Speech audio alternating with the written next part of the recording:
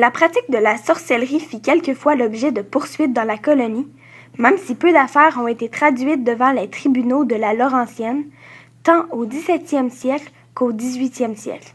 En 1658, on accusa le caporal René Bénard, dit Bourjoli, d'avoir utilisé le nouement de l'aiguillette pour jeter un maléfice d'impuissance aux jeunes mariés Marie et Pierre Gadois. Bonjour Pierre. Nous devons parler de quelque chose. Oui, mon amour. C'est l'arquebusier. Il m'a averti que notre union serait stérile. Mais de quoi parles-tu? Il prétend avoir des pouvoirs diaboliques. N'écoute pas, Marie. Je ne veux pas me chicaner avec toi ce soir, car demain c'est notre mariage. Je vais me reposer. Bonne nuit.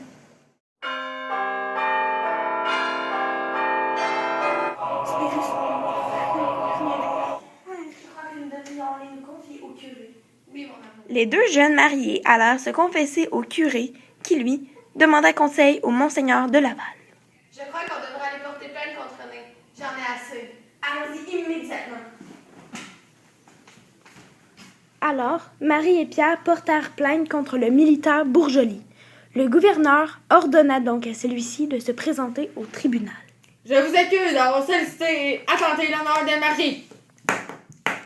J'avoue avoir parlé au moins à 2 reprises à Marie depuis son mariage, et de lui-même avoir fait quelques avances. Elle m'avait donné rendez-vous après la grande messe du dimanche, mais elle m'a interrompu et m'a demandé si j'allais dénouer l'aiguillette. Sans réfléchir, j'ai répondu « Me prends-tu pour un sorcier? » Vous êtes-vous vanté de savoir nouer l'aiguillette? Lorsque je parlais de l'aiguillette, j'entendais l'aiguillette de ces choses. Cette réponse de Bourjoli ne put satisfaire la cour qui, sur l'ordre de Maisonneuve, le mit en prison pendant quelque temps. Enfin, le 30 août 1660, soit 2 ans après l'enquête et 3 ans après la célébration du mariage, l'union Gadois-Pontoni fut déclarée nulle et invalide par Monseigneur de Laval.